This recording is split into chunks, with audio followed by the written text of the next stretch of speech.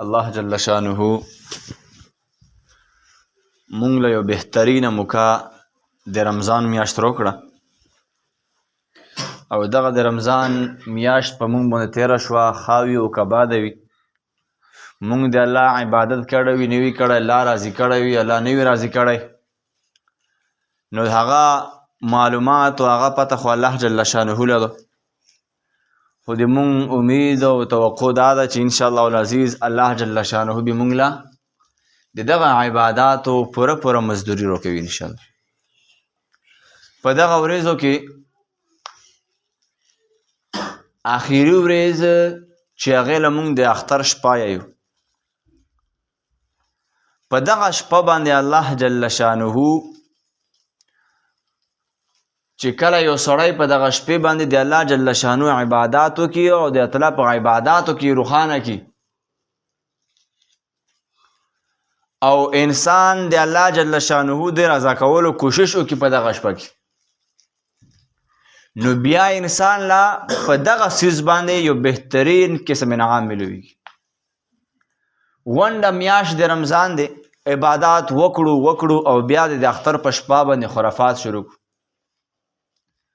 داسې اعمال او کردار دی بیا خپل که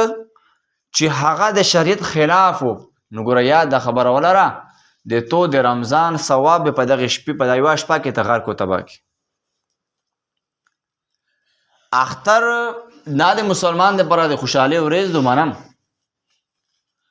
خو داسې خوشحالي اختیار کړه چې هغه د شریعت په دایره کې دن نه وي، د شریعت د دایرې نه بهر خوشحالي نه. او بیا دغه لا لیلة الجایزه هم ویلی شي. لیلة الجایزه مطلب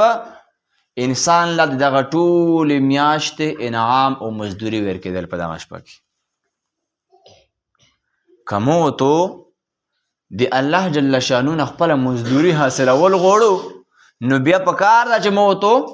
په دغه شپه کې مې عبادت د الله نه وکړو، دا شپه هم د الله تعالی په عباداتو کې روښانه کړو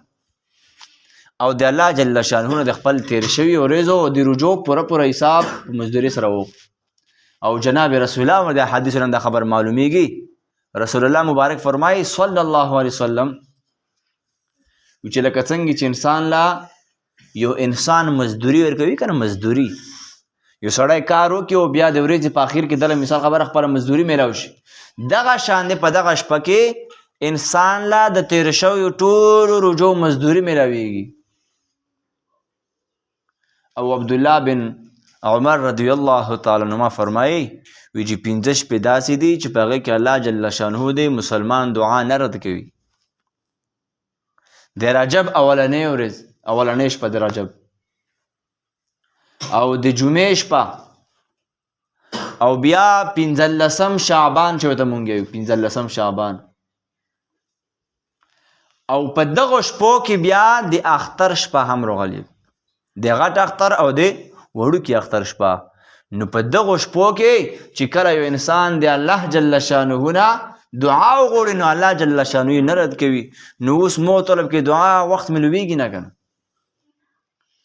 چې اعلان وشي چې سبا اختر دی،